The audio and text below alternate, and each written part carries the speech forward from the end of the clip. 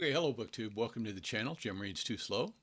I, of course, am Jim, and I'm here to do a book tag. I was tagged by Greg at another Bibliophile Reads to do this tag almost 2 weeks ago, and uh, lest I start to appear rude, I better jump right in and do this. It's the whale tag created by Book Time with Ryan. It was created this past April. I think he put it up around the time around Earth Day, and it's a result of his love of whales. So each of the prompts has to do with a whale, a species of whale. So let's jump right in. Number one, blue whale. The blue whale is the largest, heaviest animal on Earth ever. What's the longest book you've read or want to read? Or what's the heaviest subject you've read about? Well, I read a few years ago, I got it in my head that if I was going to call myself a Christian, that I'd better become familiar with the foundational text.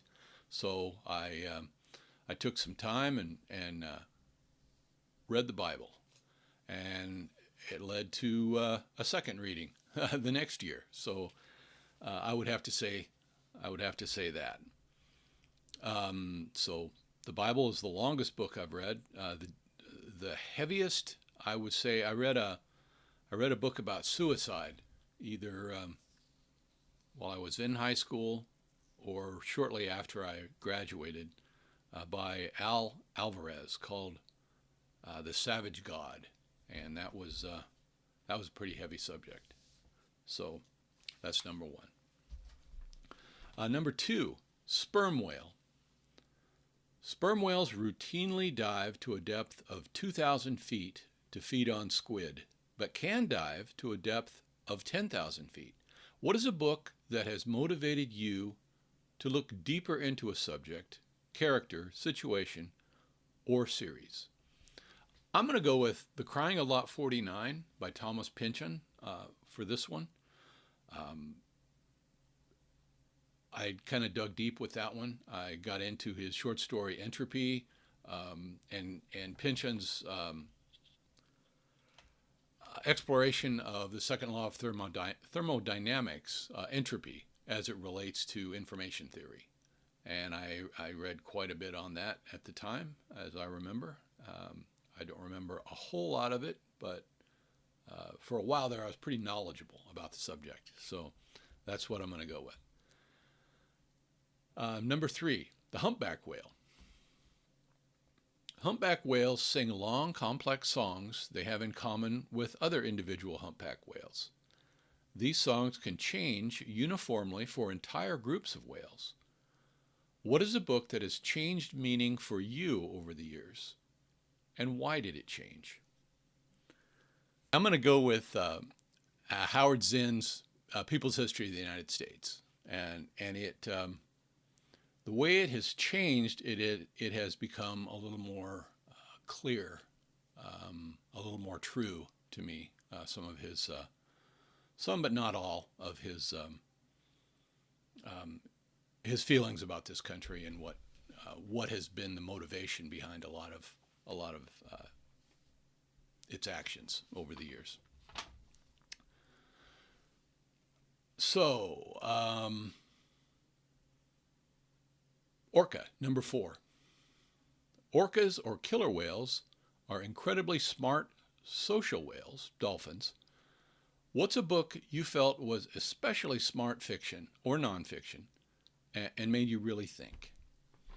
Um, Jacques Ellul's Anarchy and Christianity, French author, a bit of a Renaissance man, literarily, I suppose. Um, this book kind of took me on a journey that lasted quite a while, into Christian anarchy, the whole concept, and led me to Tolstoy's The Kingdom of God is Within You, which I also really enjoyed. So I'll go with that. Number five, Beluga.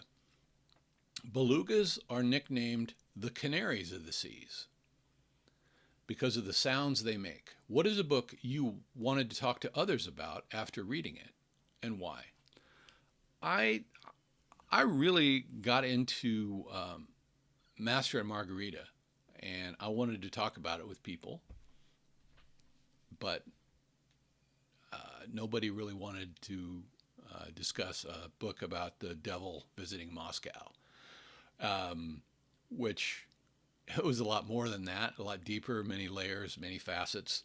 But I just didn't have anybody to talk to about it, so I did a lot of reading about it instead. Um, where did I leave off here? Oh, number 6, narwhal. Male narwhals, known as the unicorns of the seas, have 2 teeth, including one long spiraling tooth that can grow nearly 9 feet long. What's a book you heard great things about before reading, only to discover it was less magical after reading it? Catcher in the Rye. And that is my feeling about the book. I don't want to say Middlemarch by George Eliot. Not yet, but I'm having a real hard time getting through that. Number 7, bowhead whale.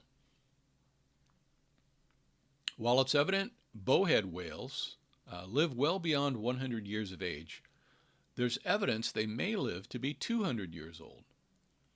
What's the oldest book in your collection, or what book has been in your collection the longest? I have a Bible it's a translation based on the Masoretic text by Isaac Leeser. It was published in 1901, and it's the 24 books of the Jewish scriptures. So unless something else turns up, I'm going to go with this. This is the oldest book in my collection. Okay, number 8, Atlantic gray whale. Atlantic gray whales were sadly wiped out by humans. Today only Pacific gray whales remain. Save the whales. What's one book that's either out of print or out of fashion that you wish would make a comeback? I'm going to say a book by Richard Farina entitled Been Down So Long It Looks Like Up to Me. I read that years ago, hung on to my copy until it basically fell apart, and I want to read it again and can't find it. It's out of print, so we'll go with that one.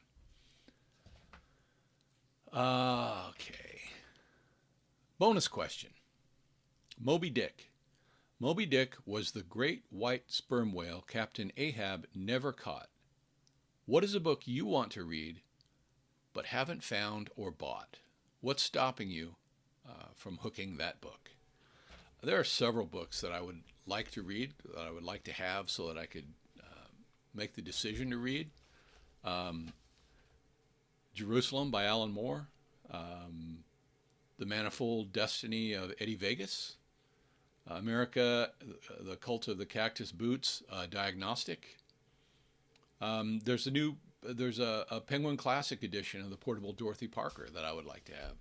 And it's not that I can't find these books. Right now, I'm just too lazy to take the effort to buy them. So eventually I will, though. So okay. Scientists tag whales to help study their behaviors, such as migration. Tag 5 booktubers to complete this tag. And remember, save the whales. All right. I've never tagged anybody before, but I think I should probably start. Even though probably a lot of people, most of you have done this, I'll tag the ones that I haven't seen do it. So let's start with Gina Stanier at Gina Stanier Books. Marilyn Maya Mendoza, the baby boomer booktuber. How about Noah at Everyone Who Reads It Must Converse? Why don't you do a tag once in a while, Noah? Scott and/or Becky at the Bookish Bryants. And Michael K. Vaughn, you were tagged in this. Why don't we have Michael do this? That is that's 5. So okay, so there's my book tag. See y'all later, BookTube.